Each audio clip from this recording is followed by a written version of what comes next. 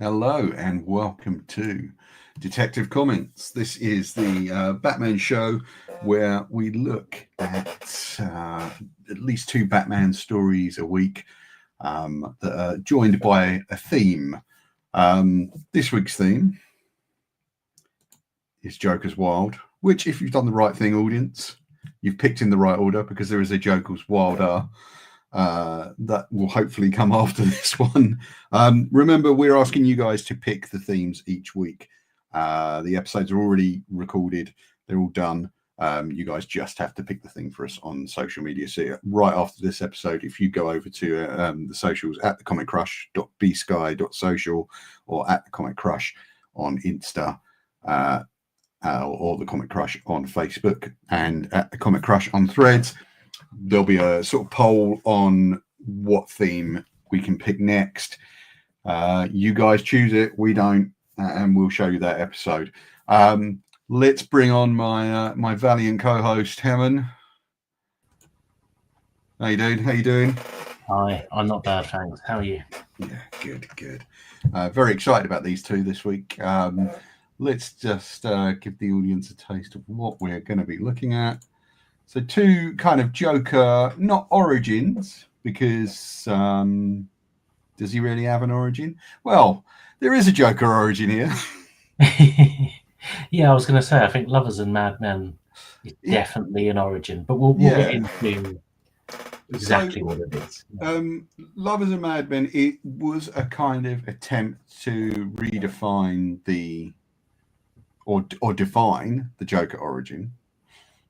The Man Who Laughs is a kind of sequel to the flashback portions of The Killing Joke. Very confusing. I know. But we're going to jump straight in with Lovers and Madmen, which was written by Michael Green, who I think was sort of head writer on, but not showrunner, on Heroes for TV, and drawn by Denise Cohen, who is a phenomenal artist. It goes all the way back, I think, to like the early 80s, but like the most notable things in his kind of very storied career are The Question, which he was doing with Denny O'Neil way back then. I don't know if you've ever read any of that, the Denny O'Neil Question. No, I haven't, and it's literally on certain forums on Reddit is literally one of the omnibuses that everyone recommends, and I'm not sure how much longer I can put it off because there's got to be a reason that so many people love it. So I've got it in a batch of single issues, right. Which is like I'm missing one or two of them annoyingly, but you know, I've given up trying to get them. So I've got the equivalent of what's in those two omnibuses, omnibuy. And Denise Cohen's art is a distinctive thing all of its own. I think he draws like, for me, he draws like Klaus Janson inks, which is I'm just going to get a line here and a line there, and they're going to be like these very exacting kind of angled lines. This isn't quite the style that he had back in the mid 80s for The Question. Okay. It's very different. But we're going to get into that as we go through. So Lovers and Madmen ran in Batman Confidential, which was a fairly short-lived Batman title. It lasted about 2.5 years. Well, yeah, I kind of wish you'd told me that before because this was really hard to find. Sorry.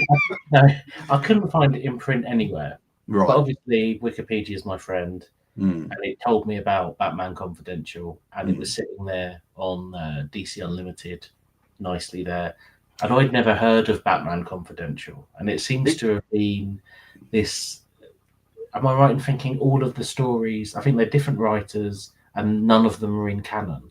It's like they were just given. Well, I don't know if they're in canon because I think the original remit was much like Legends of the Dark Knight, which is a whole nother thing we'll get into perhaps in another season. Legends of the Dark Knight is a kind of book all of its own. And I believe they were all supposed to be set in the first year of Batman's kind of first appearances. And there are actually sequels to this story in this run. Okay. There's I think a 3-part sequel. I think it's literally 5 issues that run on together. And one is featuring the Riddler and one features the Joker. One of them is called Do You Understand These Rights? I can't remember what the other one is called. It might be Bad Cop or something like that. But yeah, a bit later on, there was a kind of quasi-sequel to this run. This was sort of an attempt to give the Joker a more definitive origin story. It does contradict some things that are kind of widely regarded as canon, as you say. So yeah, it could be that it's not in canon. I don't know. I came of the line that suggested that this whole line of comics was supposed to be writers could write something that's not constrained by existing canon, so they had carte blanche to sort of branch out a bit. So, I mean, canon doesn't really bother me that much. No. You know, I try not to get wound up about that. Although I did have a moment reading Hush 2 the other week, and I had to check myself. Which I haven't read yet. No spoilers. No spoilers. But mostly canon doesn't like. I can rise above it and just enjoy whatever issue I'm reading for the sake of it. I don't really care that much because there's thousands of issues written by hundreds of people. There's no way it slots together.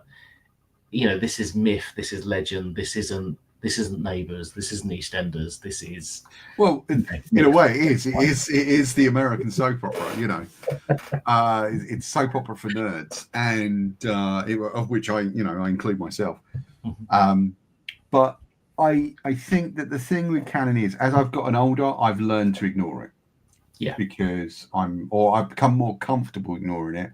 Because I feel that if I get too tied into canon, I start to cut off a lot of good stories. It's not like looking at Elseworlds, which are distinctly there, like a different canon every time, nearly. Yeah. I think that if it really matters to you, fine. That's fine. That's one way to read comics. If it doesn't matter to you, that's fine. That's another way to read comics. I don't get too hung up on. I mean, yes, there's some things where I look at the character and I go, I don't like the way this is going, so I'll just put it back. I'm not going to read it anymore or whatever. I'll wait for another writer to come on.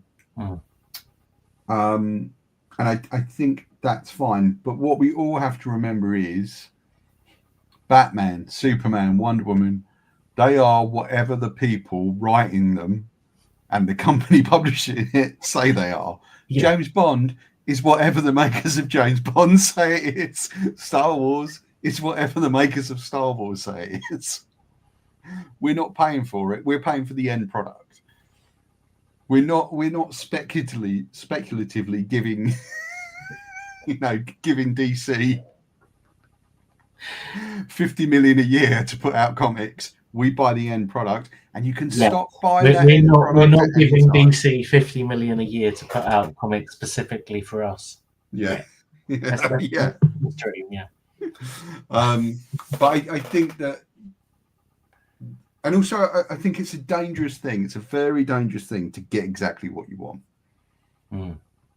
from a comic or a film or any of that. Sorry, we've already got off on a tangent. We haven't even started the podcast.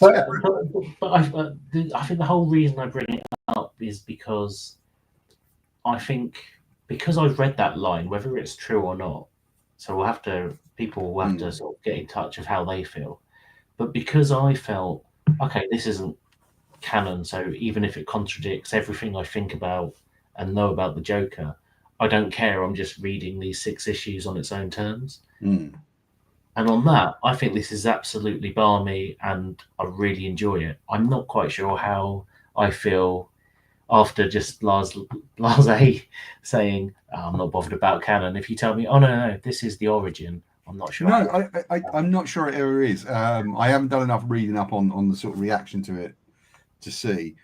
It does get talked about relatively often, but not as much as Killing Joke or indeed the other book we're going to look at, The Man Who Laughs.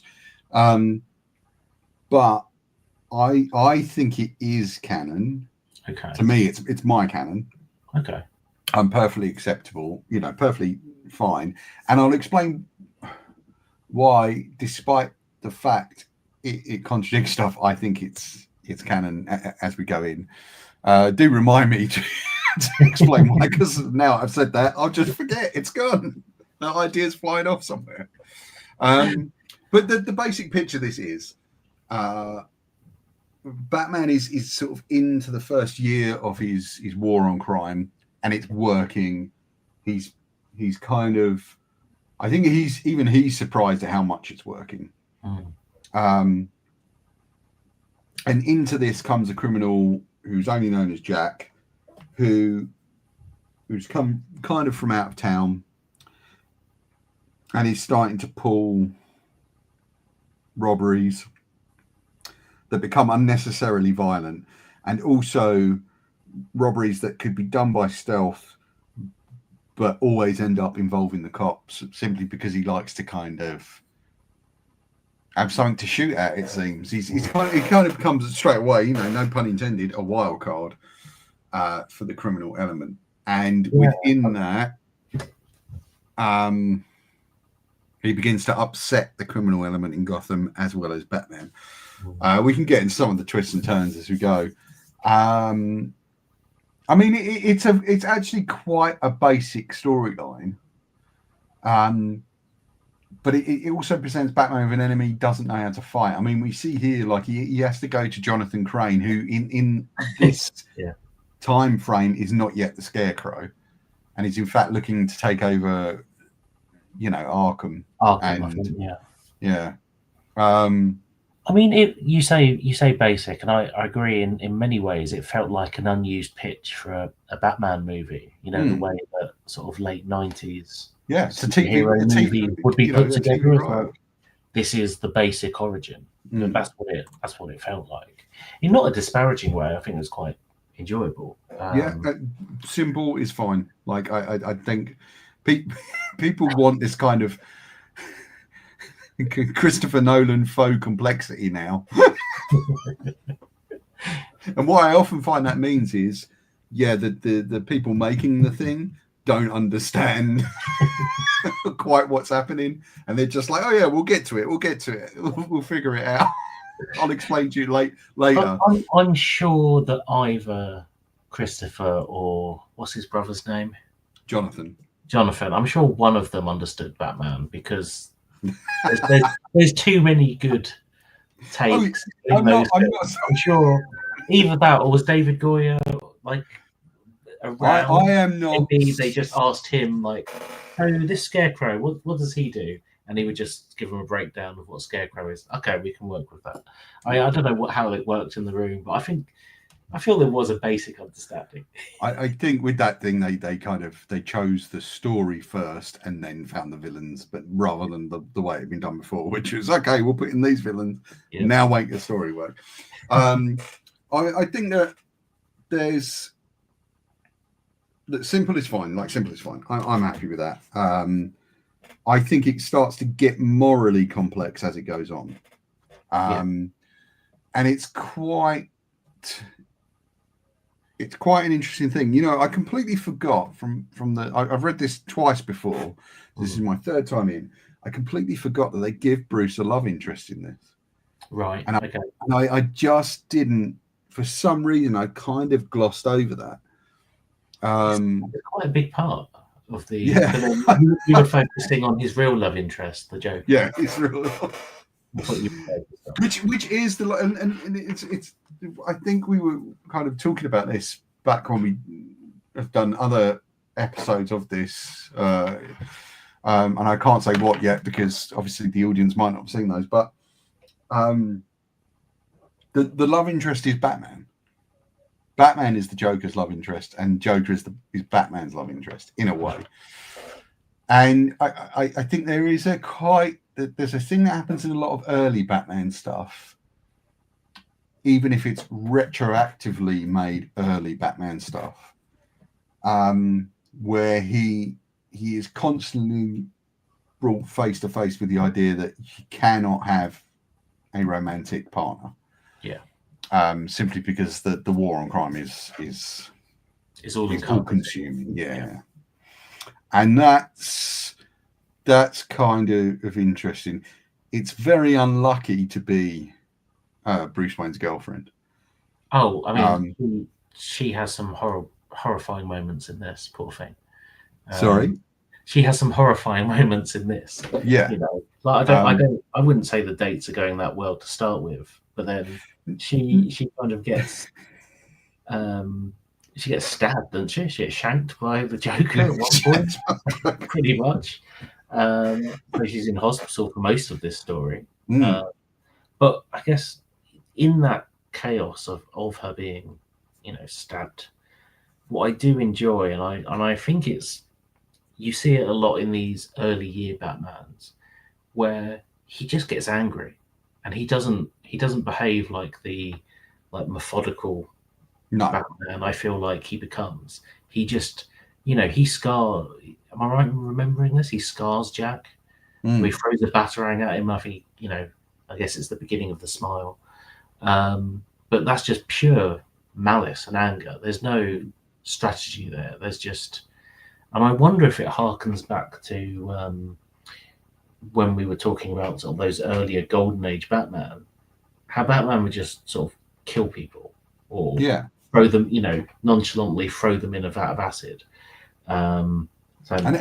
We had it coming. So I wonder if it's more, obviously we don't want to do that now, but almost honouring those early sort of unrefined days is Batman being a bit more violent than it could be. I mean, and remember, there's the big decision he makes in this that kind of sets the fate for the rest of his crime fighting life, really. Well, I call that, and it happens often in Batman. Well, not that often, but every so often, and I call it an old Bruce moment. When it's like a cliffhanger where you're just like, "Oh, mate, what have you?" And he definitely has that moment in this. I guess we're talking about the phone call to the.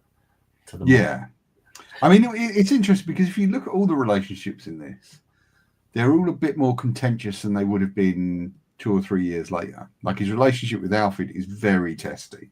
And it's the beginning of Dupin, the Bat computer, which is a kind of thing that does appear quite often. And it's a weird thing now because when are we saying these stories are set in terms of our time?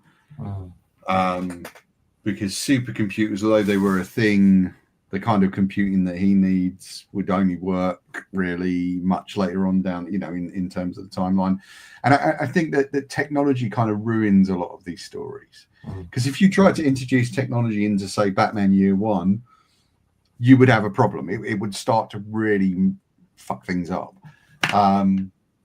So I kind of found this sort of supercomputer element once it was very interesting, but also quite annoying because it's doing the work that Bruce should be doing. I think that's interesting because I have found on one hand, I think the Batman I'm enjoying more now is, like, for instance, the one on the shelf is like Dark Patterns, which is basically Batman just as a detective. I think it's about halfway through its run. And you're right, in this, he's not going through his trade as much as he's setting up the computer. I didn't even think of that, thinking, oh yeah, this is year one, why would he have a Bat computer already? Because I guess in my mind, yeah, he's always had a Bat computer. But you're right, that has to come down the line. Like, he doesn't need this computer right now to fight the mob. And also, I think that what is interesting about it is it's a story ultimately, or one of the threads in it anyway, are about complacency. Because he's comfortable with the way it's like, oh yeah, kind of the war on crime is working, and he gets complacent, and he's not really prepared to deal with what Jack brings to the environment, and he has the computer, and he's not really he's using that to kind of second guess how things are gonna work. And in a way, it's almost how he treats Alfred, and and complacency is what he brings to his relationship with Lorna. With Lorna, yeah, and it's just like, and I think that part of when you get to the stuff with Lorna later on, part of that is to deal with him waking up and realizing that he can't be complacent, but he treats the relationship as the complacent thing, not the, so he decides to get rid of that. But I think that's kind of almost a faulty logic. And I think having a relationship would be something that would keep him on his toes more, especially if he's going to juggle the secret identity, which would be interesting and fun to see. But this book is not about fun. No, I mean, it is more, I guess it is more about Jack than it is, always equally about Jack. And I mean, how do you feel about that character? Because, obviously we know he becomes the Joker, but the Joker's origin, I always feel like it's better unknown. But how do you feel about? I really like it as an origin. I really like it, and I mean, can we talk about now, like, what the turning point? Do you want to do that now? Well, I mean, I was going to say the first turning point, I guess, is Batman realizing or fearing he can't actually take this guy down, or he can't take it down. Even though it should be relatively easy if he caught him in the act. I think he gets caught inside his head a bit here. Yeah. I think because, like, obviously, he's been looking up these mobsters. He understands their motivations. This guy, he's not too sure. And I think that it's interesting. I think that scares him the way that he scares the criminals of Gotham. I think he gets a little taste of his own medicine here because he doesn't know what this guy's deal is. And this guy isn't even dressed up yet. Yeah. And like the fact that he phones up the mob and gives them a tip off of where this guy is real, like, come on. We've got to talk about where that comes. So there's a scene where Batman sort of busts a kind of warehouse or a docks kind of crime in the middle of happening, and instead of taking down the head criminal, he's given a choice, which is, hey, look, this guy's bad for business, and we want to get rid of him too. So if you can't get rid of him, just let us know where he is, and we'll get rid of him. Which he takes them up on, which is quite surprising. I mean, it's not surprising really for the young Bruce. I think it would be. I mean, it's surprising for Batman as we know him, but I think part of what the book is saying is, well, this is how we got here. This is how we got to the more methodical kind of. Yeah, and the no-kill rule. Without spoilers, there is a moment like this in the new Absolute Batman at one point. Like, it literally ends with him having to make a choice with a villain, and it's like, oh, come on, mate, you're better than this. But I think that is almost like a tick box of a rite of passage for young Bruce. Of he he's not the fully functioning, all firing Batman yet. You know, And this is a learning process. You only get to be Batman as you know him by learning. He's not perfect to start with. Yeah, and also I think that the thing with the no-kill rule is, as we've talked about on other episodes, I'm not sure the no-kill rule works entirely when faced with someone like the Joker.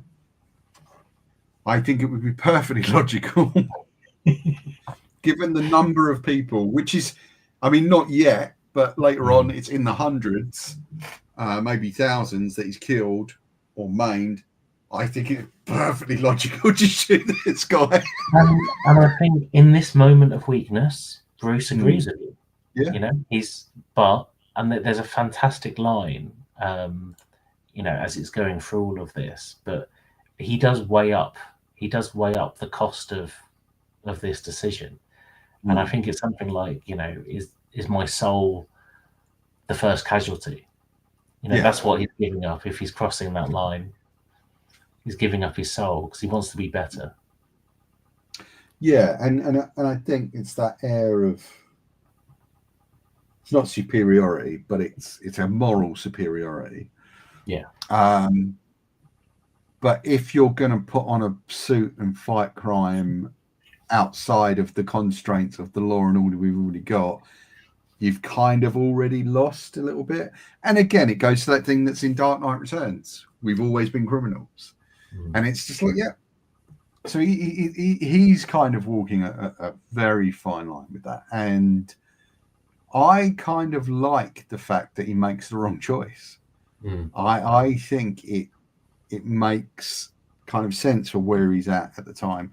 And of course, this goes awry. More complacency from the criminals. Instead of just shooting Jack in the head, they decide they want to torture him. They want to, you know, dip him into a vat of chemicals,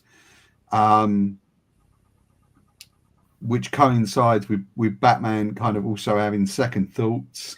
Wow, it's weird, isn't it? You've got Jack essentially.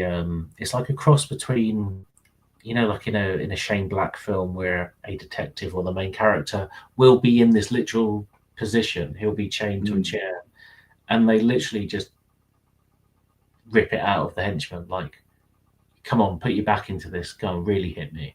Like, you can imagine. I'm sure, like Bruce Willis delivered similar lines to what Jack is doing in this, and it does have that. It does invoke that kind of real cockiness. Of, you can't actually hurt me. And even though the mobsters are really going for it, you feel like the main pain in the room is their pride because he's not really giving into it. There's also a sense of, I mean, the only other comic character I would think would behave like that, like a torture scene, is the Punisher. And that for me was kind of scary, that you've got, like, at no point before this, even though I've been told this character is going to be the Joker, he does feel like a completely different character. You know, he's not as theatrical, etc. I think this sequence is the first time that I started to believe that this person could become the Joker, because he was starting to defy sort of logic in that that's a hell of a beating you're receiving, and your reaction to it is humor, essentially. Yeah. And quite, you know, it's tough guy humor, as you point out. It's not the kind of outre, outlandish humor that you get with the like. I mean, the thing with the guy where he says to him, "If you start running, I'll let you go, but if you stick around, I am going to kill you." And that was quite fun. Well, I think does he kill that guy later? I don't think anyone survives this, to be fair. No. But essentially, Bruce still makes the Joker. Like he you know, he turns up to try and rescue, and it goes wrong, and he ends up in the chemical vat anyway. Gets spat out as the Joker. So really, you get half the book. I think it's about the first 3 issues of Jack, and then 4 or 5 like the. Well, I was going to say in that I thought the most interesting sequence for me was when Jack is literally thrown into the chemicals. and the dialogue is one of he's given up. He's like, fine, it's not that bad. Like I can die. It's fine. Well, who cares? And I think if Batman hadn't gone to the chemical factory, if he hadn't looked into what's going on over there, why is this man not dead yet? Then the Joker would not have been born. Because I think the thing that saves the Joker or makes him decide, actually, I want to keep going, is he literally sees the silhouette of Batman above the water. He's like, yeah, no, he's my reason for living. Yeah. And that is really messed up in an absolutely glorious way. He's like, again, I think it is a love affair. It is a love affair. It's this completely kind of asexual, obsessive love affair. I'm not sure it's entirely mutual. I think it's more. It's definitely not mutual. I think the reason the Joker obsesses Batman is because he obviously represents chaos and disorder, whereas Batman is a kind of imposed order, not a fascist as people often place on him, which is an argument that really fucking gets on my nerves. I'm sure there are writers that write Batman in a way that you could make that argument occasionally, but no, I don't buy that argument of Batman. I mean, there was famously a book that had to not be a Batman book anymore to come out. Yeah. So I'm pretty sure that DC would be with you there. Editorial, no, it's not a fascist. Yeah, it is just an argument that gets on my nerves. I don't like he's not a fascist because fascism kind of wants to impose a very particular order of its own. Whereas I think Batman uses extremity to impose pre-existing order. So it's essentially, I mean, you could say, you could, if you want, make the argument that Batman is propaganda in a way, and it's just the police buy another uniform. I mean, I guess in American terms, he probably is armed similarly to modern police forces in America now. He's got the similar equipment, doesn't he, with his tank? Yeah. Although, we have just made an argument at the beginning of this that it's all just fun and games. So it doesn't, like, it's not. I find it hard now. He's always got the capacity to go too far, but that's what the wider family are there for, and he doesn't have that yet. He just has Alfred.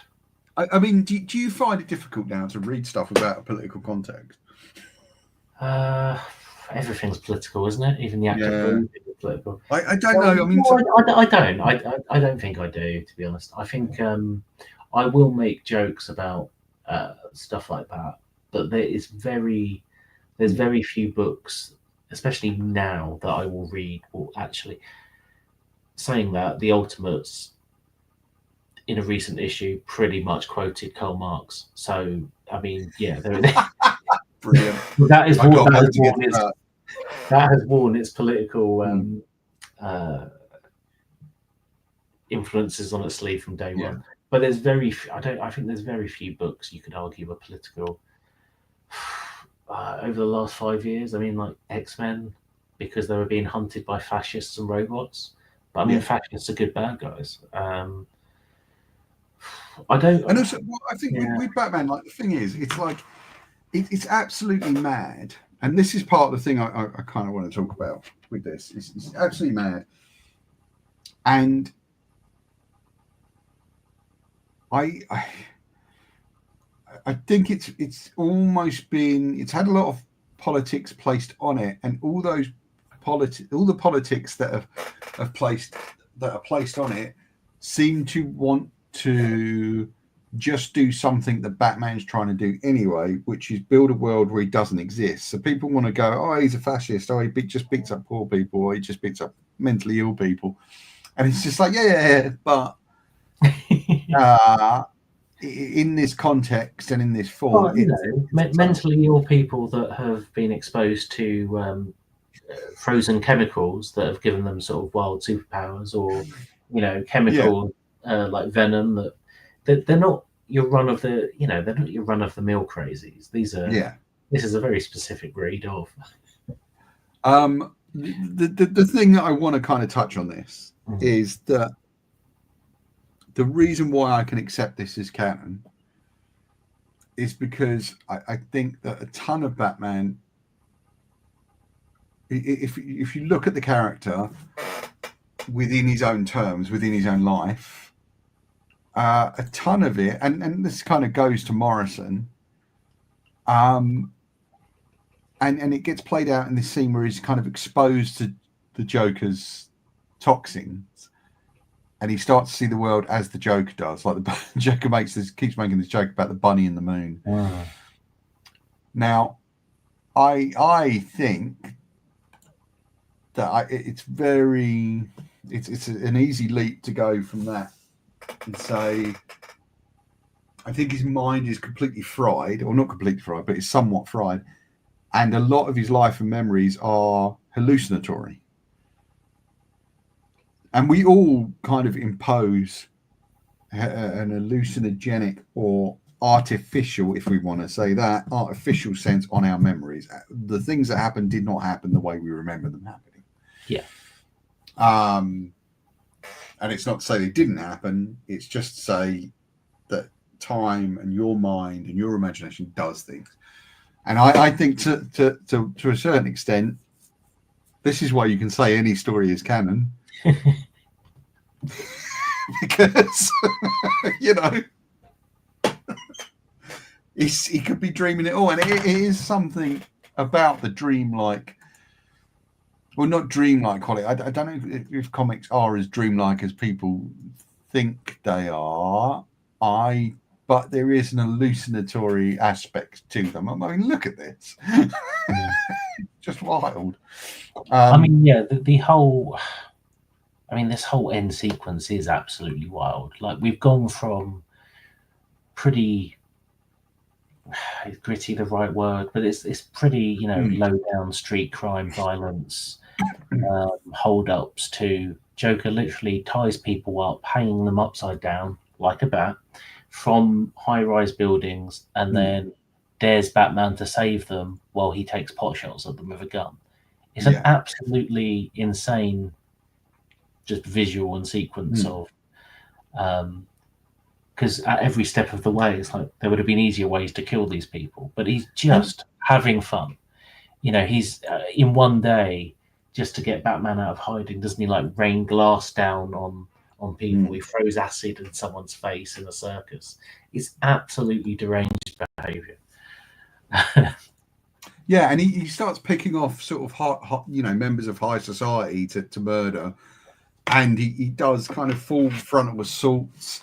I think the genius one at the beginning is the one where he's already killed the guy days ago, but the poison just hasn't kicked in yet. And, he even, targets Bruce Wayne at one point, and Bruce poisons himself with the Joker's toxin. So in a way, you're not going to tell me that character isn't hallucinating or going slightly mad, or I think that's the next book.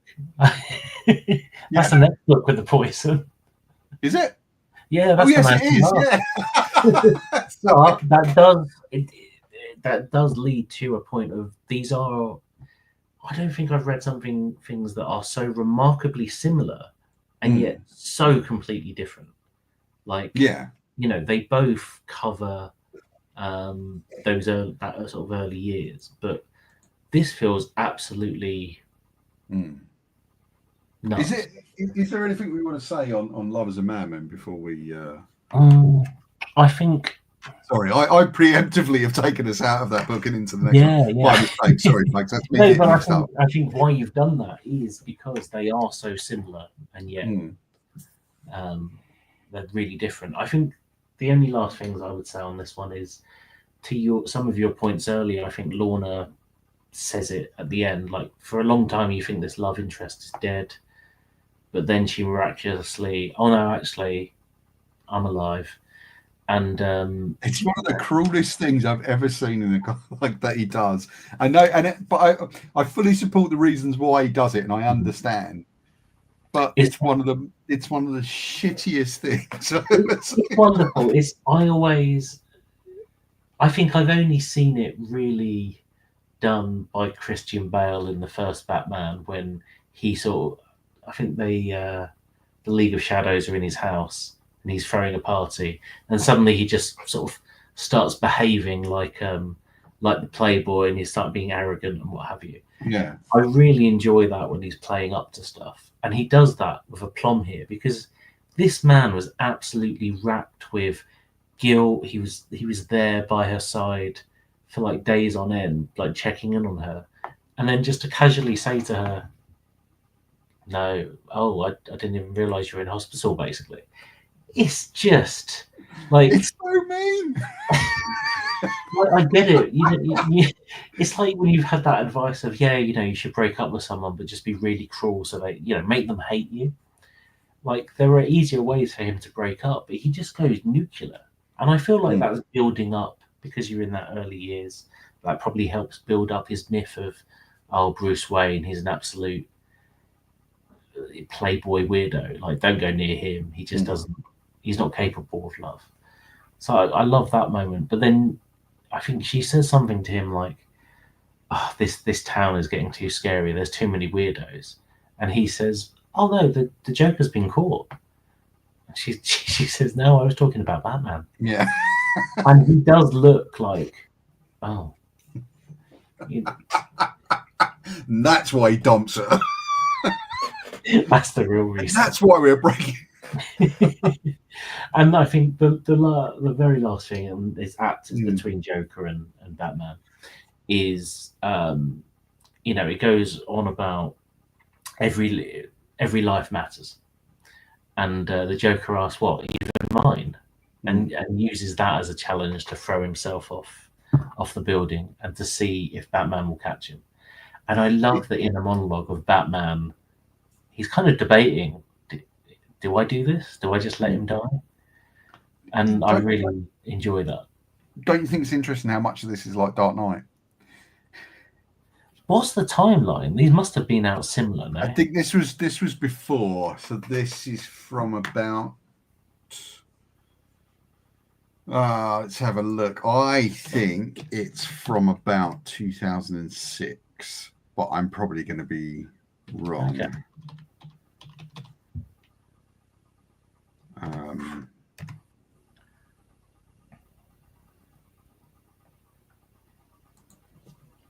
probably going to be completely wrong. One thing I do want to say on this, as I'm sort of typing away here, is that Batman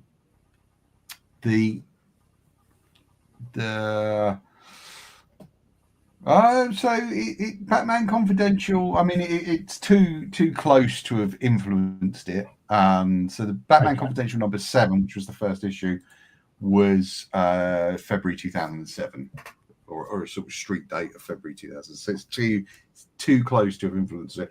But I do wonder if it was written with the knowledge of what Dark Knight was going to be about. And in much the same way as they asked Tom King to produce a Penguin comic that would kind of quasi sync up to the TV show, I wonder if Michael Green happened to pitch something that they felt they could sync up to the movie. It's entirely possible. One thing I do want to say about this, about the no-kill rule and what Batman does in this to the Joker, I begin to wonder if it's not really that every life matters that induces the no-kill rule, but guilt. Because he would not have, as you pointed out, the Joker would not exist without Batman. Which I know is an argument that everyone likes to make, that none of these criminals would exist without Batman. And it's one of the things I absolutely love about Absolute Batman, which suggests that Batman is a result of these mad criminals and the mad things that have happened to him, rather than he is the causality of people putting on weird suits and throwing hallucinogens. Yeah, because I guess that's the conclusion of the first Batman Begins, isn't it? It's like, well, criminals use guns, cops use Kevlar, so they use armor-piercing rounds, and then you get Batman. Yeah, and But like while that's cute, I think I'm with you on. Yeah, I don't buy that Batman is the root cause of all these no, things. I think Gotham would be in a worse place without him. yeah. But I do wonder if guilt plays a part for Bruce in that. I'm so guilty that one of the first times out, I ended up creating this fucking complete havoc merchant. This sort of murder machine of a human being that I now I have to, rehabilitation has to be the thing. Maybe though it is, he feels closer to them than normal people. In that There is that. there's there's empathy there of he knows he's not. I mean, he'll protest, but he knows deep down he's not all there. He dresses as a bat.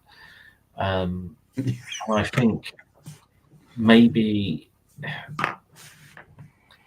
like all of the villains will have tragic backstories.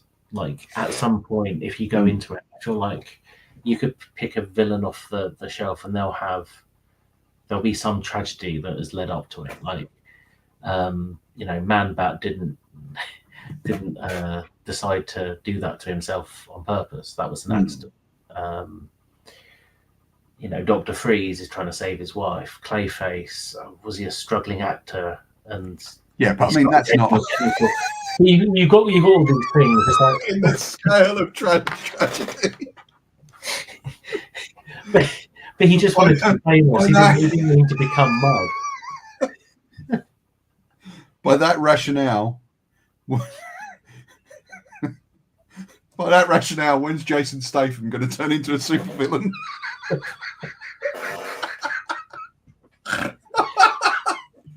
I'm a struggling actor.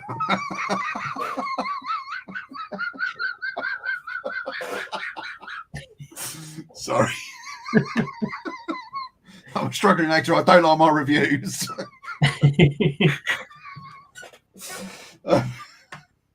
Right, sorry. What you were going to say was like Jason Statham sort of turned into, he's used too much baby oil and he's just turned into a liquid villain of some sort. I could be everywhere and nowhere. I could be in your baby's carry-on or on the shelf over there in your bedroom. Where I'm baby oil.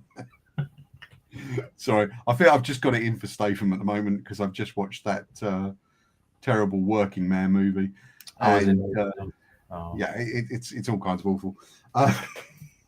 That's sad. Although not Statham as a person. Was one of the greatest things I'd seen last year. Although, in fairness, that was an airplane film, and I feel like your critical faculties are. It was an airplane film, and the plane was going down at the time.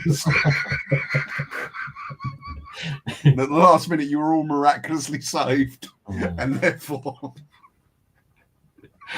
Sorry. So before we went off, you were saying, "Is it guilt?" I'm being more hopeful. Is it more empathy? It probably is these things. Yeah. Yeah. I mean, I don't know. It's a strange thing with Batman. I mean, what drives that? Because again, like I know it's horrible to say, and it's a sociopathic thing to say, but after so many hundreds of thousands of deaths. It might be easier to shoot him. It's not. I'm not advocating for that in real life, by the way. I'm just talking about it within the comics. I'm not advocating for murder and stuff in real life, of course not. But I guess if I play that out with you, it would be okay. We kill the Joker. He's done. Right, and then I don't know. The Riddler commits an atrocity of some sort. Yeah. It's like, well, you know how we deal with these, Bruce. Yeah. Shoot him in the head. Absolutely. Yeah. And it's where do you stop? Where do you stop? And that's something you can look at it, which I think we've discussed in the episode on One Bad Day, and there's plenty of food for thought there. I'd love to know what the audience thinks about the no kill rule. You know, do you go with the Zack Snyder kind of kill 'em all rule, or are you kind of all for the no kill rule? Like what where's the line for you as a Batman reader? And remember, when you drop comments in the YouTube on the YouTube comment section, or on the podcasts on Apple or Spotify, or on our social media at thecomiccrush.bsky.social, at the Comic Crush on Instagram and Threads, or on Facebook. Those will all be kind of read out and discussed in the special replies episodes we'll be doing. You know, every 3 or 4 episodes of this show, we're going to jump on and we're going to do a special replies episode to handle the kind of mailbag, if you like. You can also email me, paul@thecomiccrush.com, and just as long as you tell us it's okay to read your thing on air, we'll do that. And we'll try and make sure that everyone gets a shout out. So do please include your social handles and all that. One thing I do want to point out before we jump into the next Batman book is that these are just 2 of hundreds of Batman stories that are available. Some are great, some are okay, but that all depends on you. It's all subjective. And if you want some good Batman stories, do head to thecomiccrush.com, into the Batman shop, and there's loads of great Batman back issues available there, which you can pick up for more than reasonable prices, I think, anyway. And remember, everything you buy helps keep the Comic Crush and all these podcasts going, and we do want to keep going into like season 2 and 3 of this. So, well, there's thousands of Batman comics, so we've started now, so we might as well do them all. Yeah, we might as well just do them all. Although I think the speed that DC published Batman books weekly, we might not ever catch up. No, you wouldn't. That's the thing. Yeah. I don't think you could ever catch up and do commentary. I know people have attempted, and I think are still ongoing and doing it. Okay. But others have been locked in Arkham Asylum, just driven mad by it. Which is why we did it by theme, this one by theme, and we're it's an ongoing conversation between ourselves to pick out the themes of what season 2 are going to be. We haven't locked it down yet, so you tell us what you think the themes should be. Let us know at all those places I just mentioned, and we'll certainly take all that into account. So moving on to Batman the Man Who Laughs. This is the deluxe edition cover, which is very different from the soft cover edition. Just heads up that the deluxe edition contains 2 extra stories. I think the paperback edition only contains 1. So the deluxe edition contains Batman the Man Who Laughs, a Elseworld story called Batman Noir, or Gotham Noir, which I haven't read. Okay. Ever. I haven't read. Well, I just read it because it was there, and it was Brubaker and Sean Phillips, and they're like, I think. But I think we should. That might be a thing for the next season. I definitely think it's worth people's time. I'm not going to review it now, but it's great fun, and if you enjoy Brubaker and Phillips partnership, it's all there. It's the exact same comic they've been popping out, but Batman. And it does contain an absolutely brilliant story called... Sorry, I was just seeing if I could get up and quickly nab my copies of these books, but I don't think I'm going to be able to do it. I'll probably trip over one of the many comic boxes I've got on the floor here. That's why I'm sort of hesitant. Can I go? It does contain... The deluxe edition does contain, and in fact the softcover does contain, a fantastic Alan Scott Green Lantern story called Made of Wood, which is a lovely read and definitely worth your time digging into. But for the purposes of this podcast, because we've already kept you for an hour babbling on about the psychosis of Batman, we are just going to talk about Batman the Man Who Laughs. Now, it is written by Ed Brubaker and drawn by Doug Monch, who you will be hearing more about later on in the podcast episodes. Brubaker, of course, is blindingly famous now as the writing partner of artist Sean Phillips, and they produce wonderful kind of graphic novels, all set in crime and sometimes Lovecraftian fantasy arenas, or both. They've done some great stuff. Criminal is the notable one, which is coming to Amazon Prime soon. There is Fatale, which is my absolute favorite, which does contain these fantastic Lovecraftian elements. There is, I'm trying to think of some of their others now, the Reckless series. I mean, Reckless is incredible. They've got to a point where they're just releasing, instead of comics, they're releasing graphic novels, aren't they? Bruce Baker and Phillips. Yeah. Like once a year, 20 quid, and I'm just buying them sight unseen. And yeah, there's lots of those I've just been getting and I haven't read yet. Yeah, they're absolutely brilliant. They do, because I've also been reading sort of the Parker stuff that Darwin Cook did, and it does have, it feels like it's got that genesis there. They feel like those real gritty crime novels of yesteryear. Reckless is great. There's Pulp, I think, The Fade Out. I've got all these things, and I've really got to take some time to read them. Also worth tracking down is their first collaboration, although it's not a collaboration in the traditional sense, because I think it's just Phillips does inks on a couple of the issues of this series, which is called, I can't remember what it's bloody called now.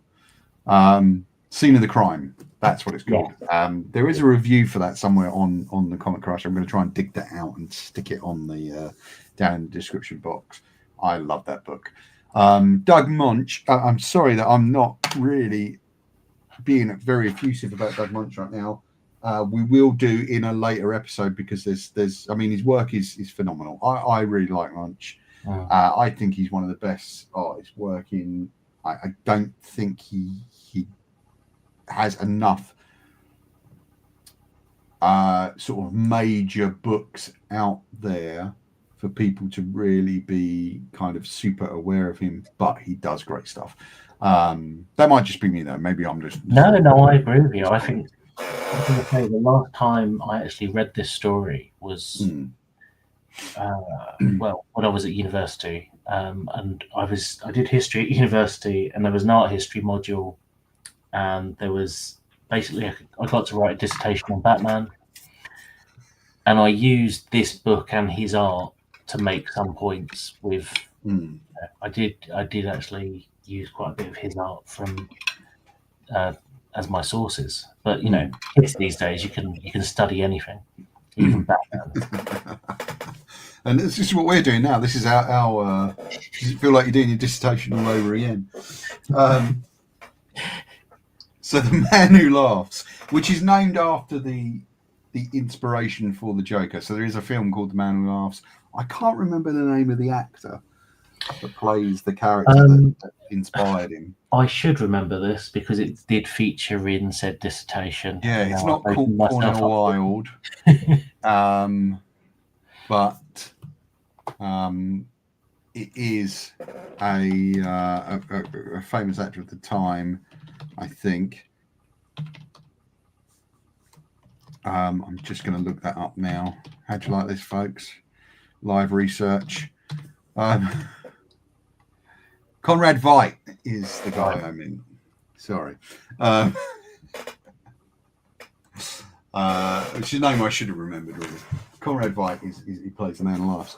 Now, this is, as I said, kind of a sequel to the flashback sections of The Killing Joke. Okay. It has the kind of first appearances of the Joker in Gotham. It is absolutely brutal. Like the opening scenes of this, it really does plunge you into that kind of horror movie arena. Yeah, I think one of the first panels is someone's face completely just all over the place, and it's like, and essentially, it's the cops find like this old chemical plant where there are a lot of corpses that are warped and deformed. Their faces are kind of in the Richter smiles that we've become familiar with Joker. And as Batman points out, he feels that someone has been using this for experimentation, not for, for practice, as he puts it, which is quite a chilling moment. And I absolutely loved it. I mean, we can look at some of the stuff you get with this in the opening. So those are kind of the opening moments. Down on the bottom, my left there, but it might be your right. The Richter's sort of scarred face is just truly horrible. It's so gruesome, and that's how we start. that's the beginning. I look at Munch's pencils here. They're great. Like, I think he's got a really good sense of shade and how to use blacks. And I love that you're kind of going from Batman's mouth here to the disfigured mouth to Batman's mouth again up here on the top right panel. And I love the kind of line it gives you between the snarl of the lips up to the way the light plays out on Gordon and Batman in that top corner there. And I love this kind of light and effect you get down at the bottom, which that's for a bit later. This kind of blacked out, edged light kind of look. I think he does some great stuff, Munch. Like, there's no getting around it. Fantastic artist. How did you find this as a kind of introduction to the Joker, retroactive introduction to the Joker? Well, I really enjoyed it in what it's doing. It's completely different to the other one, which I guess is sort of recontextualizing the Joker, giving him some level of motivation. This is more. Right. This felt more like, here are old Golden Age comics, bring them kind of redo them and bring them up to date. In a way, that's how this felt to me. But it's just done fantastically. Like, as you say, you alluded to earlier, there's the fun with the poison, like the ticking clock element of every night I'm going to kill a rich person or a prominent member of Gotham, unless you do this. And I love that theatricality. I love those plays. There's a reason that clearly was taken and plonked in the film in a different way by Nolan, because it's just so entertaining, this sequence of poisoning. I thought, it takes less risks than that other book. It definitely does play within almost like the established rules. But as you say, with that art and the brutality at times, this is very enjoyable. It's got a great reputation, this book. It was inordinately expensive for me to buy, not this deluxe edition, but it first came out as a prestige format one shot. Okay. So it would have been $4 or $5. I think when I came around to buy it, because I missed it the first time around, it was 20 quid. So it was not cheap to buy. And I think when I eventually sold mine, I think I sold it for something like 35 quid. So it paid for my deluxe edition because it was just garnered a reputation. And I don't imagine the print run was that low on it. I'm assuming that being a Joker story, being Brubaker, being Doug Munch at the time, I imagine that the print run on this was quite high. So I don't know where the kind of escalated prices came from. But it was just weird. It's one of those really odd occasions when selling the singles of this book paid for a deluxe edition of the book. It's weird though. If you could tell what would take off, going to be, then you'd be rich from speculation. But I think it's impossible. It's impossible to know these kind of things. I think if I'd sold all the things that I didn't sell and kept all the things that I sold, I'd still be in the same position with my comics. Like, do you know what I mean? Like, it's that I've gotten rid of my collection so many times. I really like this as a story. It doesn't feel like it's a thing unto itself. It does feel like it can just be slotted into the existing canon. Yeah.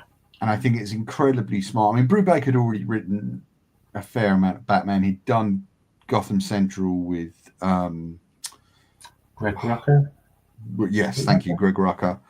And that was my favourite story one of my favourite stories of Mike Perkins. You see, when he first met Greg Rucka, he said, "Oh, there's a scene you guys did in Batman in Gotham Central, where the lights go out in the interrogation room, and when they come back on, Batman's just hunched over the table, you know, with the guys, the cops are trying to interrogate, and Greg just turned to him and went, yeah, Ed wrote that bit."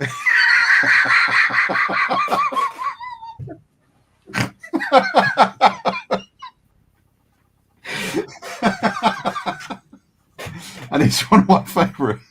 I mean, yeah, it's just one of those things. I think if two people have written the book, just pick a different book to complement, because that, I guarantee that situation will happen. I'm sure it was done in jest, because they've worked together since, and you know, and it's impossible. It would be impossible if you've ever met Mike Perkins. It's absolutely impossible to hold a grudge against him, because he's one of the loveliest people. But Brubaker, like, he had a very good sense of crime books.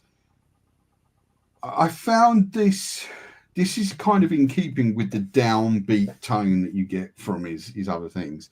Because with Brubaker's books, there is no escaping the sort of spiral that crime sucks you into, or that events suck you into. There's just no getting around it. You're just in the whirlpool, and that's it. And I think this is very much in keeping with that. But there's this kind of very baroque horror element of this kind of monstrous, sinewy thing that comes out of. Yeah. I was going to say, I actually just enjoy that he does actual detective work in between. Yes. There's all this horror. There's, you know, it starts off with this, you know, it basically takes the almost, I'd say, 60s camp Batman idea of, oh, Joker's poisoning the water supply, and it turns it into, no, this is horrific. Like, everyone is going to die a horrible death. It does take a very simple premise and make it more horrifying than it makes you stop and think it through a bit more logistically.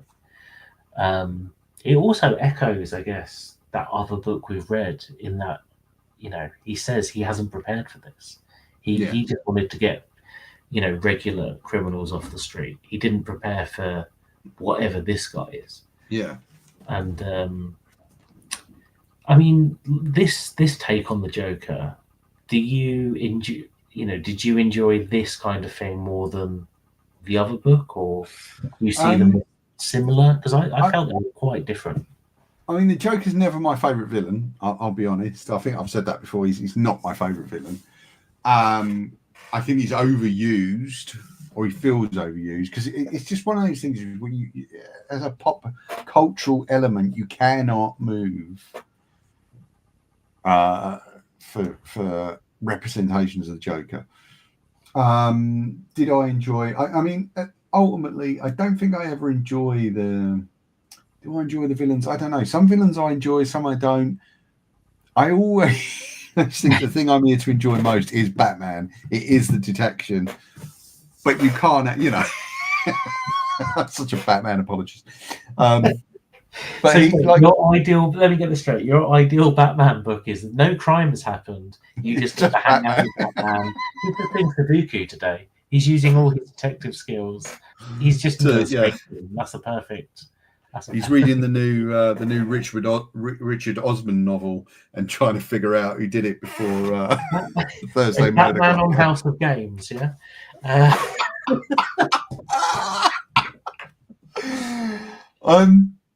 Obviously, it's not where I expected this to go. So obviously in this one, there is actually like you say, there's the great ticking clock element where he's threatening to kill a prominent member of society every night at midnight. And what I absolutely love about it is the kind of, there is a clever, as you say, like Brubaker knows what he's doing. He's already done the crime for you. Like the first guy, the Joker has already killed days ago. The guy just doesn't know it yet. The poison hasn't kind of kicked in. Do you know what I didn't do in this? Is I didn't go back through the pages and see if there was any point where I could see the Joker earlier around that guy, the first guy that he kills. I'll be surprised if that is there, because this is quite a short. This is quite a short book. But given the premeditated nature of that, I wonder if there's a moment in that sort of party scene, because it follows on from this big kind of gala or whatever it is that Bruce is at. Yeah. And I wonder if he's somewhere in the pages. Yeah. Sort of just smiling out at it, and you just don't notice it. I love that introduction actually of Bruce Wayne sort of discussing, he's just chatting to other businessmen. Yeah. But the inner monologue is like, it's very much, look, I'm of privilege, but I'm not privileged. Like he's absolutely disgusted by the conversation that's being had in front of him. I love that. It's a real he sees this guy as a criminal as much as anyone else. It's really enjoyable just watching it. I always think there's a good story to be had with out of Batman with Bruce Wayne and unionization at Wayne Enterprises. No, I'm being serious. I bet you there's something in that. I bet you there's a good. When you look at things like, on the waterfront, what was that about? That was about unionization. So why couldn't you do it with Batman? Of course you could. You can do that with.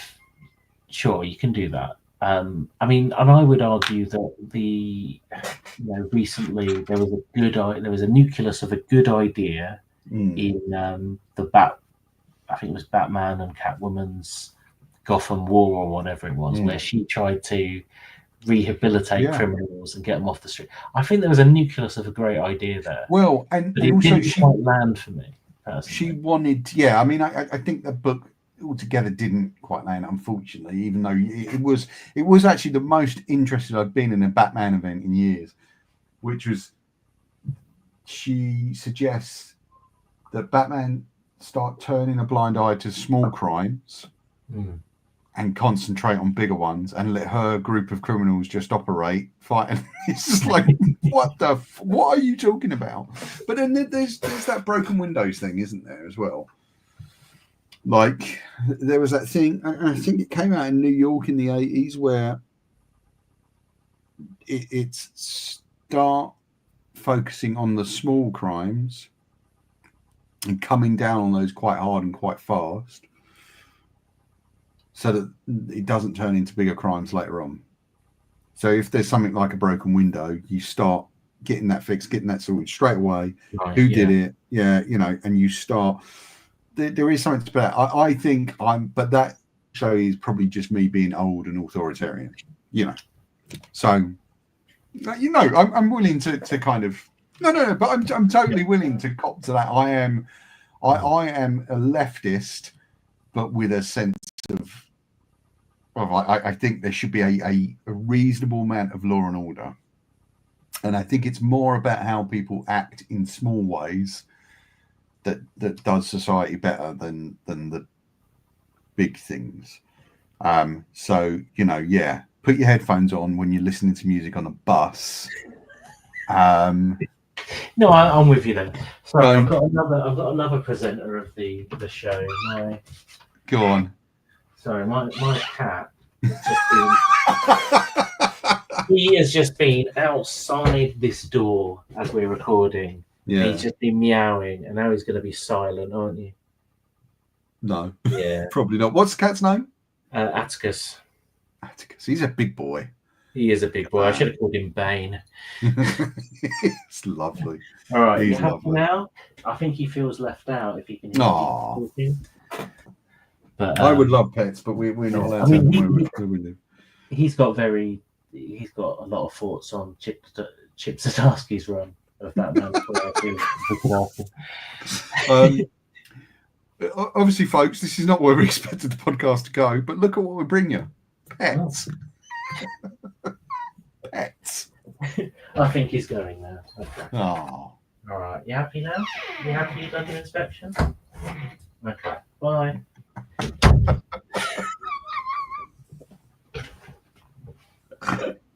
Anyway, back to the back to the comic. I kind of like all this stuff that they have in here, which is all good Gotham texture. I feel, and this is kind of one of the interim commissioners that we get before Gordon, between Commissioner Loeb, who is part of Year One, and Gordon. We get Commissioner Grogan, who I think is kind of a previously canonical character, but here he gets more kind of screen time, if you were. And I love this kind of thing of Gordon is just looking at these guys like, there's no way you're going to be able to do what you say you're going to be able to do. I've sat in many a meeting where a manager has promised the earth, and I'm just thinking, that's me that has to do this. So yeah, I've definitely felt for Gordon in that moment. I've been there, Jim.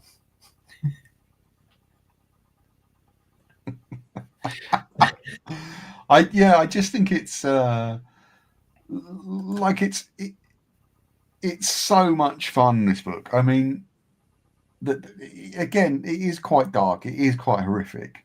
We see the rich guy gets what he deserves, kind of, I guess. And I love the build up to this, because Batman keeps saying, there's sort of something weird in his voice that he keeps hearing, this guy's voice. And of course, what you can hear is the Joker's toxin working its way through his throat and coming out as the kind of rictus grin and the laughter. There's some great moments in this. Yeah, I was going to say I really like how the Joker operates in this, because obviously all these plans are insanely clever, to do this, but he never once shows you a glimpse of that cleverness in person. When he's actually on panel, the togetherness of it, and the kind of mental fortitude it would take to be able to concoct to pull that on. Yeah, he never showed, because it is kind of like, Sherlock and Moriarty levels of messing with each other there. But I love when you do see him. He's just I think there's a sequence where he just wanders into a jail and opens fire on someone just really nonchalantly. And he just seems like,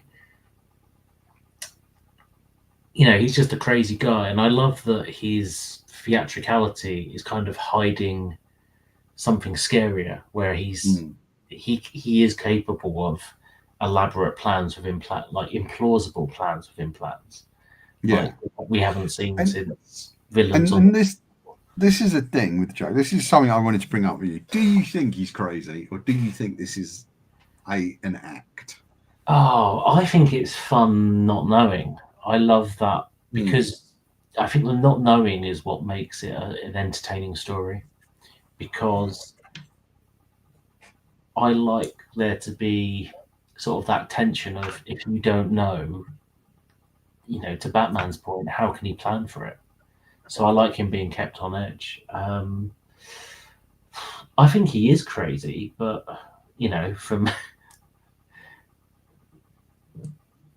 I think he is crazy, yeah. But being crazy obviously doesn't impede him from an intellect capable of crime, of elaborate crime. I mean, the thing is, if no one saw him fall in the chemical vat, say, which obviously we always have witnesses to that, and if we want to take that as the origin point, but if no one saw that, would we believe that it happened, or would we just believe that he found this persona? I think this one, it alludes to the Red Hood stuff and the Joker, but it's not conclusive. It's very much, this is what I think happened, but it's not a conclusive. He definitely went into the acid and came out the Joker. Yeah, I mean, I never know how I feel about it really, because I always kind of forget that. Oh yeah, of course, people have seen him go into the acid. But did he go into that stuff and survive perfectly fine, and then just decide to create this persona? Like, who knows? It feels like. I mean, I think Jason Todd always feels that it's an artificial persona. And I think he says that in one of the other books we're going to review later. But I just never know.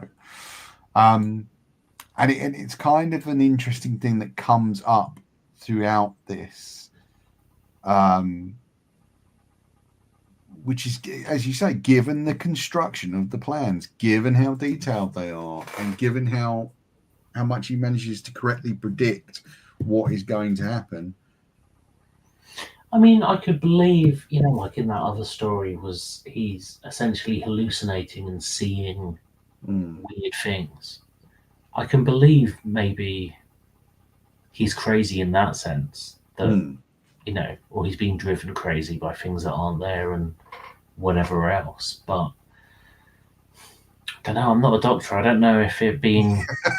I don't know. Which you should say, despite all the psychoanalysis in this episode. But I think it's an interesting question. We're not doctors. It's an interesting question because we would definitely think that being quote unquote bunny ears crazy would stop you from being capable of making elaborate plans. But maybe we're being unfair to those with a mental illness brought on by a vat of acid.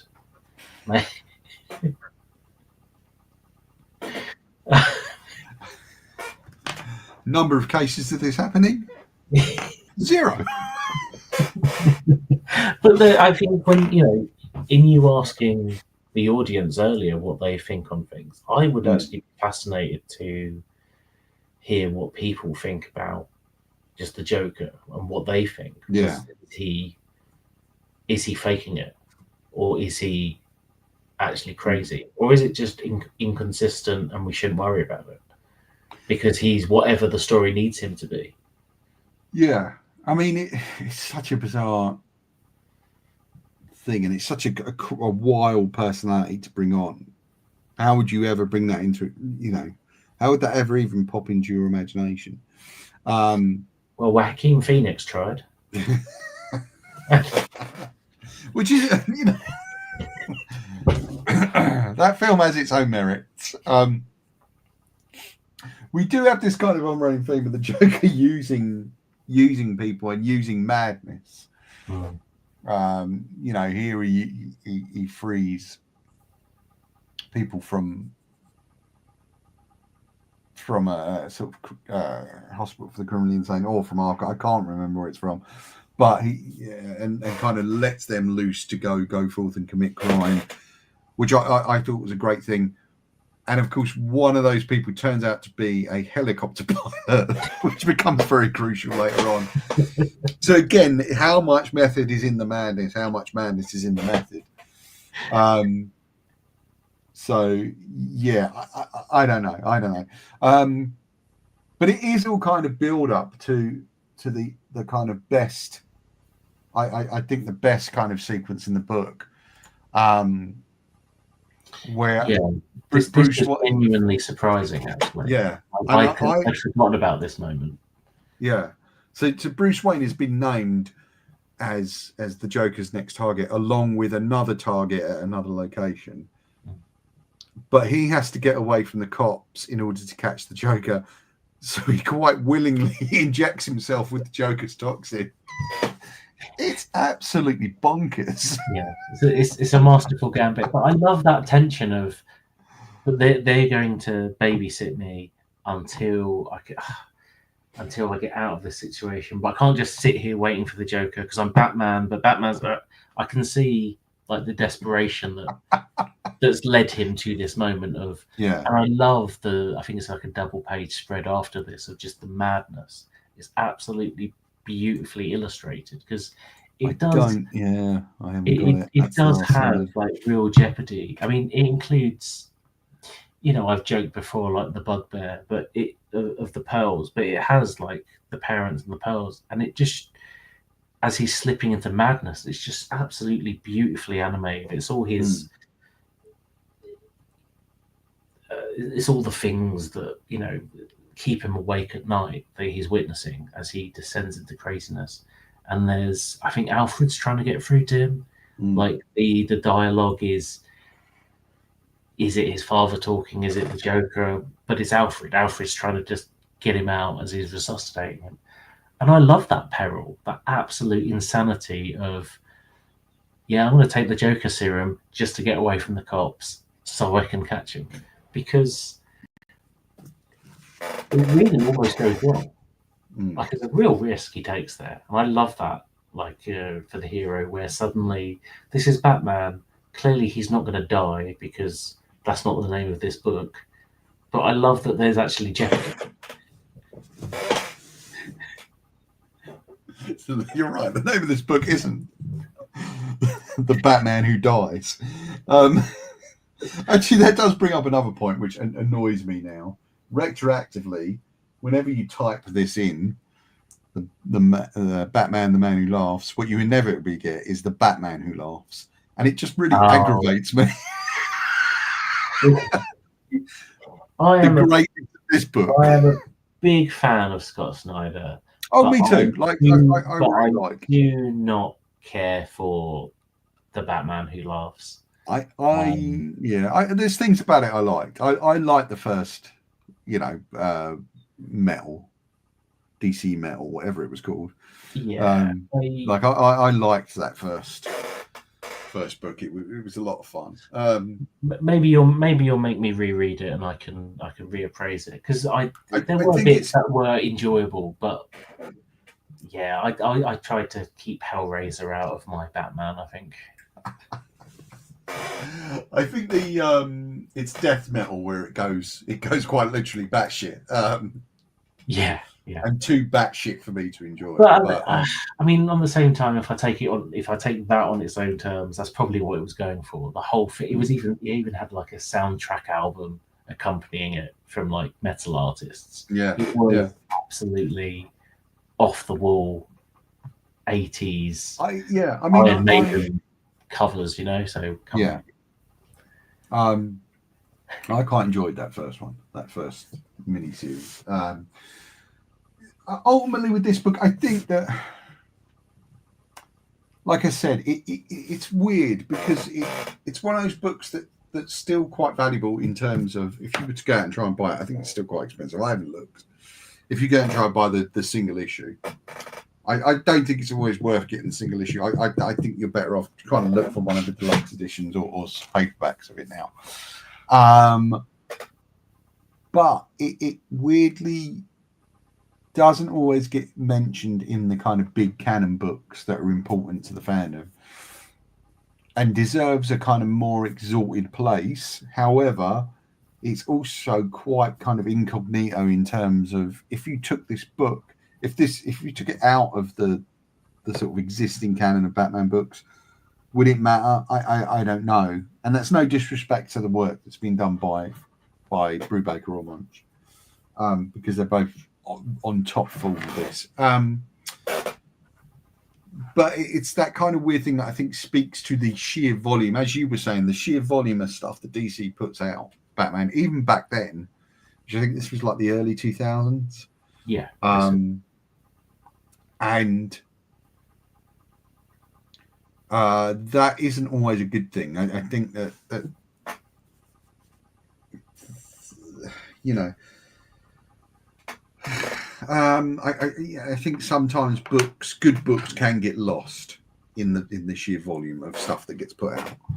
I mean, I don't really try and read everything Batman now, but inevitably somehow I find myself still doing that eventually. But I very much feel my Batman was year one to just, when the New 52 started, and that's it for me.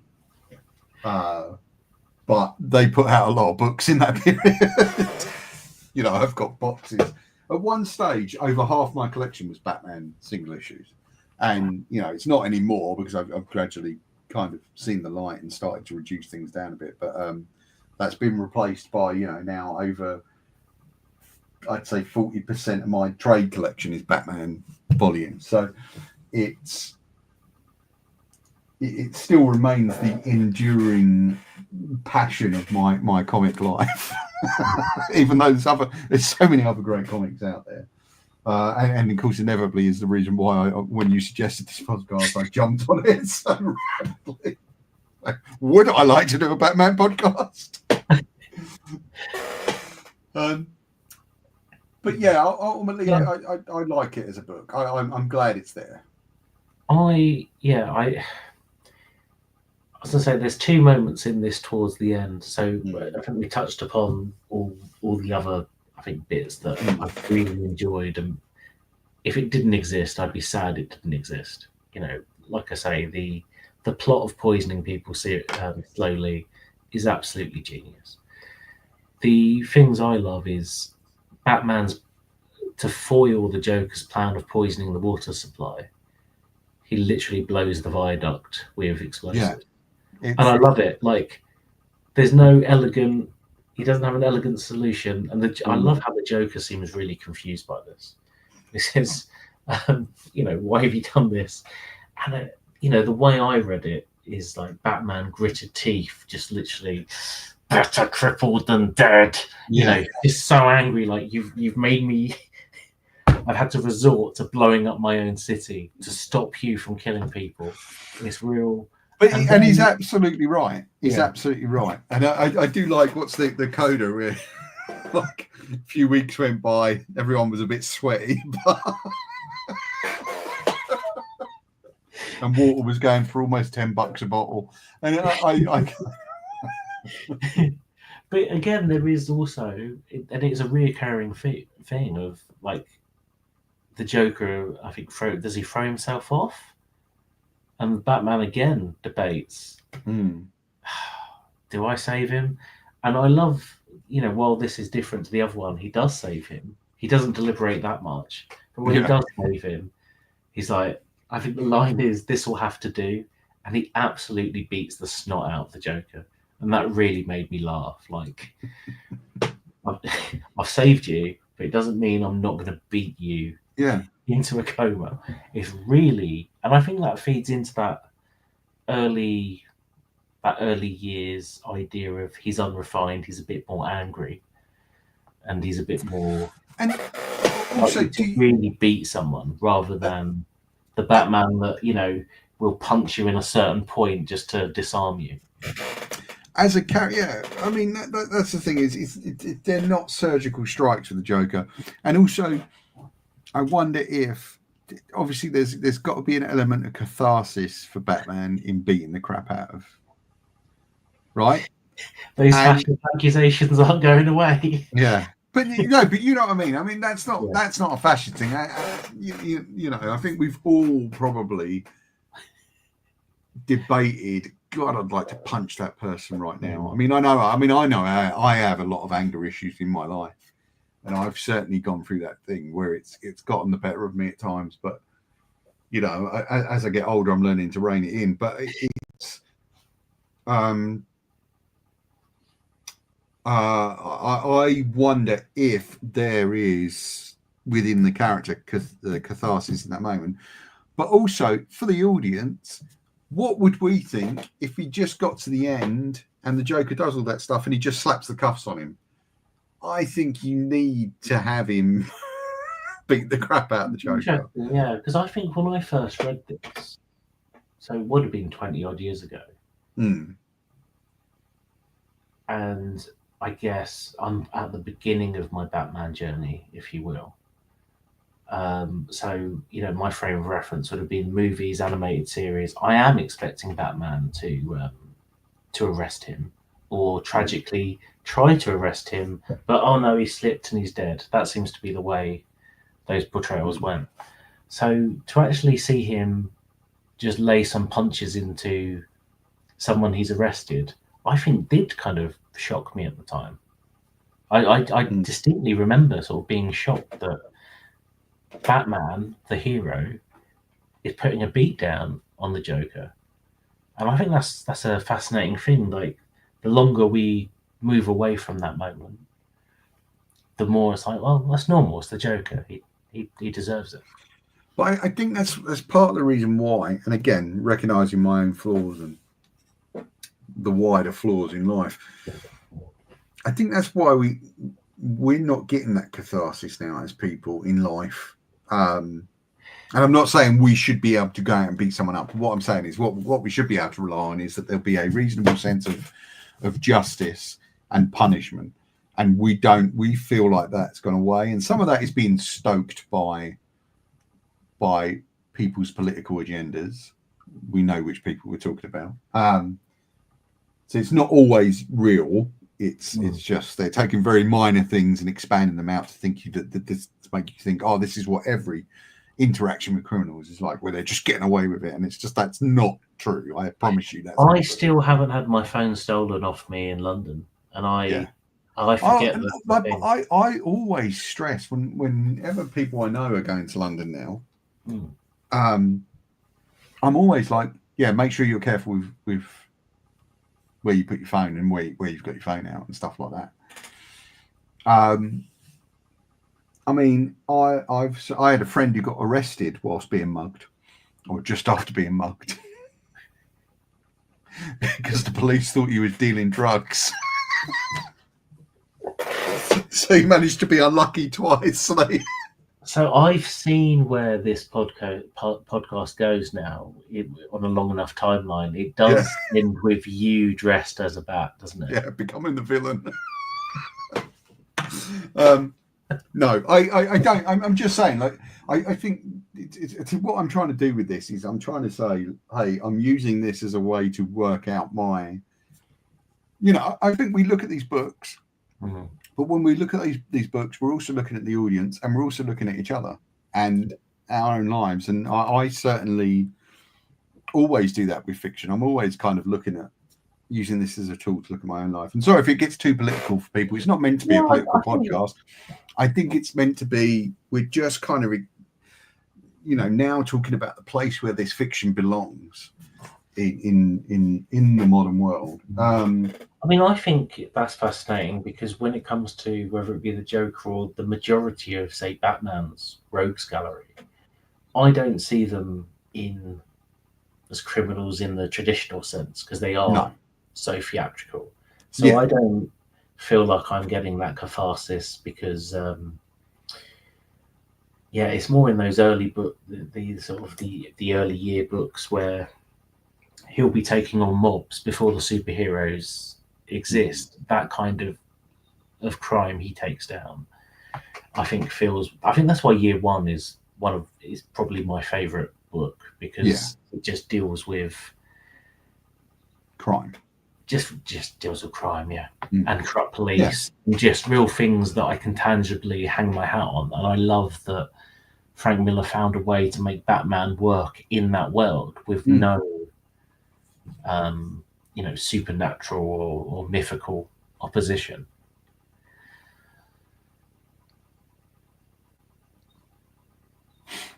There you go.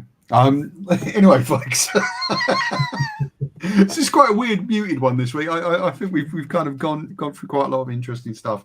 I appreciate you as an audience sticking with us wherever this episode falls in the running order, because as we said, you guys pick the running order.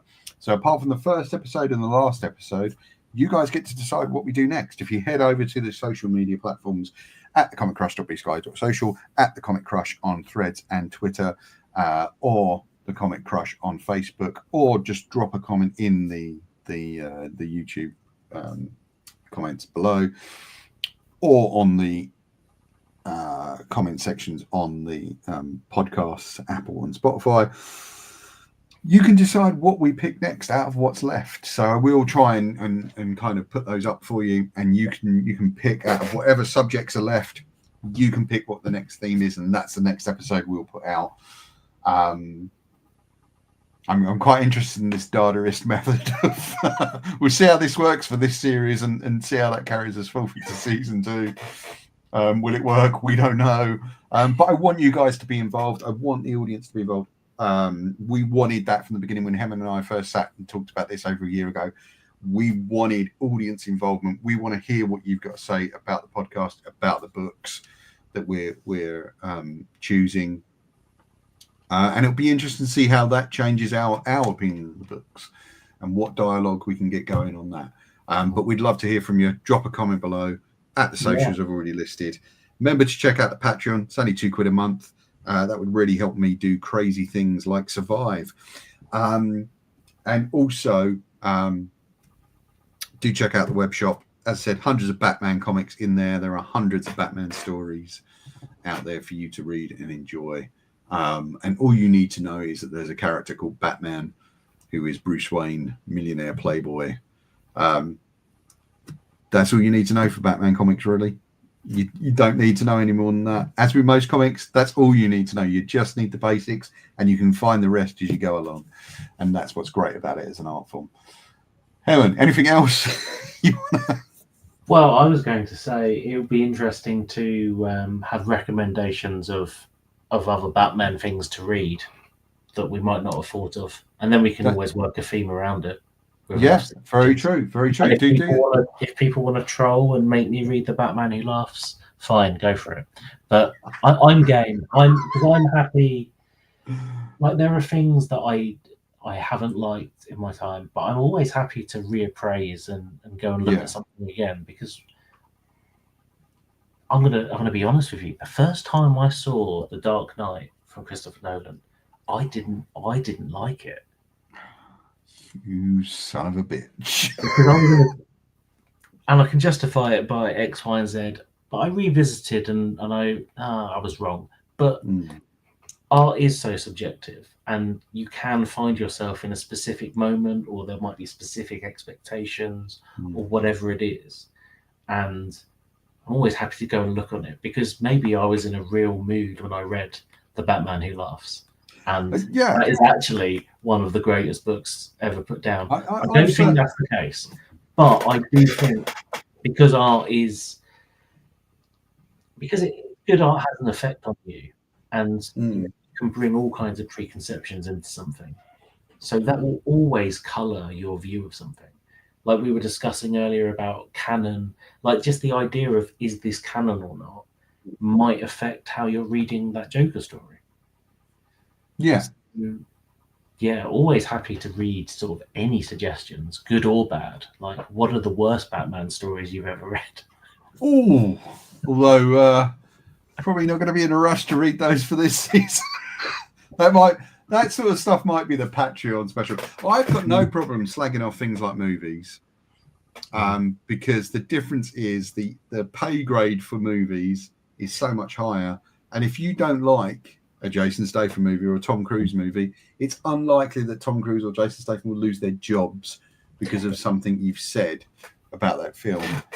However, it's entirely possible that if enough people don't like a comic creator might not get hired for a while, or because it's... No, I wasn't trying to pick on anyone like that. No. I'm just saying. I was thinking more in fairness, something like, and this has all come up because I'm thinking about those essays I was doing. I looked at 80 years, or at that time 60 years of Batman, right? Have you ever sat and read when it got hit with the seduction of the innocent stuff, when they had to do the comics code? Suddenly female characters had to be in Batman because this seemed a bit weird that Batman Isn't that why a kid. he ends up marrying Katie Kane. There's this whole thing. But if you read that period, it suddenly is not a crime book; it is a sci-fi book that Morrison taps into. Lovely. But when I say the worst things you've ever read, it's that kind of thing, because going back and looking at it again, there might be something good in there. There might not be, but plenty of food for thought. Do suggest, and we'll start trying to work a theme around it for maybe for season 2. Our themes are set for season 1. We are powering through this. We've got a good few more weeks to go on this, though, so stick with us. Or perhaps, depending on where you've picked this episode to be, maybe we haven't. Maybe we've only got one more episode to go. And that's the beauty of it. That's the fun. Right, guys, thank you very much for watching. Hemen, thank you again for your time this week. Over an hour and a half this week. Look at that. Look at the entertainment you're getting. And before we started, you didn't feel like you had a lot to... I didn't. I think, as always, talking to you has given me loads of stuff to think about. And again, I'm working through my own crap on this. I'm working through my own state of mind on this book. Thanks for watching, guys. Thecomiccrush.com, as always, for comics, commentary, and reviews, and more podcasts. We'll see you soon. Goodbye. Okay, goodbye.